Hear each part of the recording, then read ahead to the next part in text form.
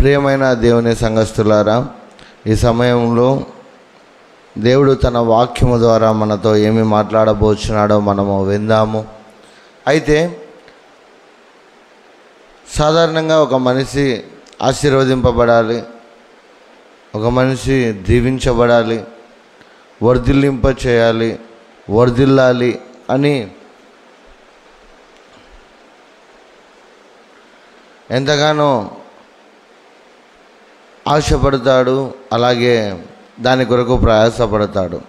అయితే దేవుని పట్ల విశ్వాసం కలిగి ఉన్నప్పుడు, దేవుని పట్ల విధేయత కలిగి ఉన్నప్పుడు, దేవుని పట్ల నమ్మకం కలిగి ఉన్నప్పుడు మరి దేవుడు ఎలా ఆశీర్వదిస్తాడు, ఎలా దీవిస్తాడు అనేది మనం చూసినట్లయితే చూడండి. ద్వితీయోపదేశకాండము 30వ అధ్యాయము 10వ వచనం మనం చూసినట్లయితే, నీకు మేలు కలుగునట్లు నిన్ను వర్ధిల్ల చేయును,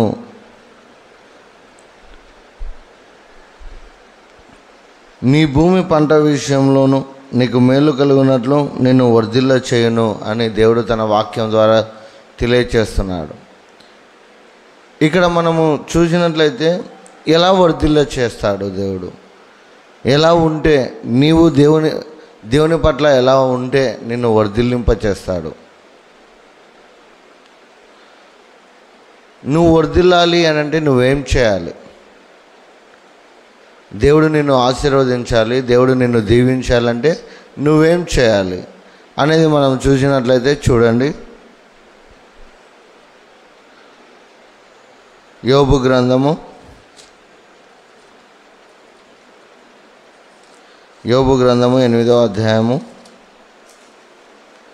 6వ వచనం మనం చూసినట్లయితే, నీవు పవిత్రుడవై యథార్థవంతుడవైన ఎడల నిశ్చయంగా ఆయన నిన్ను నీ యందు శ్రద్ధ నిలిపి నీ నీతికి తగినట్టుగా నీ నివాస స్థలములను వర్ధిల్ల చేయును.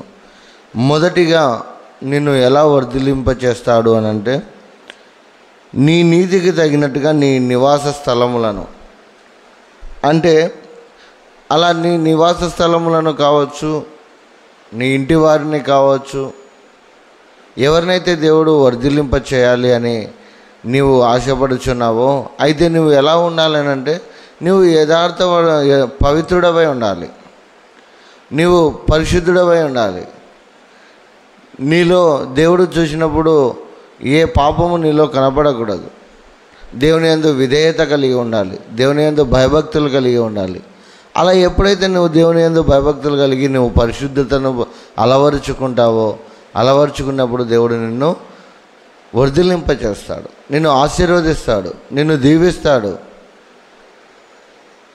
అలా నువ్వు ఎప్పుడైతే పవిత్రుడవై ఉంటావో అప్పుడు దేవుడు నీకున్నటువంటి ప్రతి అవసరతను పట్టించుకుంటాడు, నీకున్నటువంటి ప్రతి అక్కర్లను తీరుస్తాడు దేవుడు. అలా పవిత్రుడవై ఉన్నప్పుడు నీవు మాత్రమే కాదు, నీ నివాస స్థలములు వర్ధిల్లింపజేస్తాడు. ఎలా? నీ నీతిని బట్టి వర్ధిల్లింపజేస్తాడు. కాబట్టి నువ్వు పవిత్రుడవై పరిశుద్ధుడవై ఉండాలి. ఆనాడు యోబు తనకున్నటువంటి ఆ యొక్క సమస్య నుంచి, తనకున్నటువంటి ఇబ్బంది నుంచి, అంత బాధపడుతున్నప్పటికీ, అంత వేదన పడుతున్నప్పటికీ యోబు దేవుని యందు తన విశ్వాసాన్ని కోల్పోలేదు. మరి ఈనాడు అలా నీవు వర్ధిల్లాలి అని అంటే మరి యోబు వలె నీవును విశ్వాసం కలిగి ఉండాలి, నమ్మకం కలిగి ఉండాలి, దేవుని యందు నీతిపరుడవై ఉండాలి, పరిశుద్ధుడవై ఉండాలి, పవిత్రుడవై ఉండాలి. అలాగే రెండవదిగా మనం చూసినట్లయితే సామెతల గ్రంథము 2వ అధ్యాయము 7వ వచనం మనం చూసినట్లయితే, ఆయన యథార్థవంతులను వర్ధిల్ల చేయును, యుక్త మార్గము తప్పక నడుచుకుని వారికి ఆయన కేడముగా ఉన్నాడు. ఇక్కడ ఎవరిని వర్ధిల్లింప చేస్తాడంటే యథార్థవంతులను, యథార్థంగా ఉన్నట్టుగా మాట్లాడేవారిని, ఈ దేవుని పట్ల యథార్థంగా ప్రవర్తించే వారిని, తన మార్గంలో నడుచుకునే వారిని దేవుడు వర్ధిల్లింప చేస్తాడు. మరి ఈనాడు నువ్వు ఏ విధంగా ఉంటున్నావు, ఎలా యథార్థంగా ఉంటున్నావు, దేవుని పట్ల ఎలా, దేవుని మార్గంలో ఎలా నడుస్తున్నావు? నువ్వు ఎప్పుడైతే యథార్థంగా ఉంటావో, ఎప్పుడైతే నీతిగా ఉంటావో, అప్పుడు నిన్ను దేవుడు వర్ధిల్లింపజేస్తాడు, నీవు వర్ధిల్లుతావు. అలా నీవు వర్ధిల్లాలి అని అంటే నువ్వు ఖచ్చితంగా యథార్థవంతుడవై ఉండాలి, పవిత్రుడవై ఉండాలి. నీతిని బట్టి నీ నివాస స్థలములను నువ్వు సిద్ధపరచుకోవాలి. నీ నివాస స్థలములలో ఉన్న వారు కూడా నీ నీతిని బట్టి వర్ధిల్లుతారు. చివరిగా మనం చూసినట్లయితే ఇర్మియా గ్రంథము 10వ అధ్యాయము 21వ వచనం మనం చూసినట్లయితే, ఇర్మియా గ్రంథము 10వ అధ్యాయము 21వ వచనము. కాపర్లు పశుప్రాయులై యెహోవా యొద్ద విచారణ చేయరు గనుక వారు వర్ధిల్లకై ఉన్నారు, వారి మందలన్నీ చెదిరిపోవచ్చున్నవి. ఇక్కడ చూడండి, ఇర్మియా భక్తుడు ఏమని సెలవిస్తున్నాడంటే, నీ కాపరులు నువ్వు వర్ధిల్లకుంటున్నారు, నీవు వర్ధిల్లకుంటున్నావు అని అంటే నువ్వు దేవుని యొద్ద విచారణ చేయట్లేదు, దేవుని యొద్ద ప్రార్థన చేయట్లేదు, దేవుని యొద్ద విన్నపం చేయట్లేదు. అందుకే నువ్వు ప్రార్థనా జీవితం నీకు లేదు కాబట్టి నువ్వు వర్ధిల్లలేకుంటున్నావు.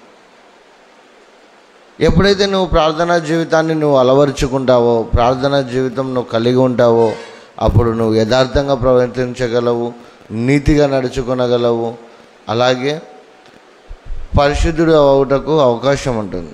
ఎందుకంటే ప్రభువైన యేసుక్రీస్తు పరిశుద్ధుడు కనుక, నేను పరిశుద్ధుడనై ఉన్న ప్రకారము మీరును పరిశుద్ధులై ఉండడి అని దేవుడు సెలవిస్తున్నాడు. మరి అట్టి పరిశుద్ధత మనకు కలగాలి అని అంటే, అట్టి పరిశుద్ధత మనకు రావాలి అని అంటే మనం ఏం చేయాలి?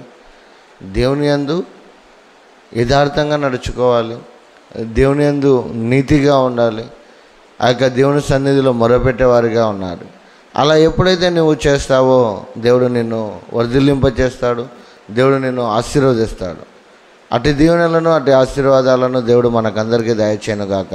నమ్మిన వారు నాతో పాటు ప్రార్థనలో ఏకీభవించండి. పరిశుద్ధుడు అయిన తండ్రి, కృపగలిగిన దేవ, ఈ సమయంలోనైనా సూటిగా స్పష్టంగానైనా మాతో మాట్లాడినందుకు మీకు స్తోత్రములు తండ్రి.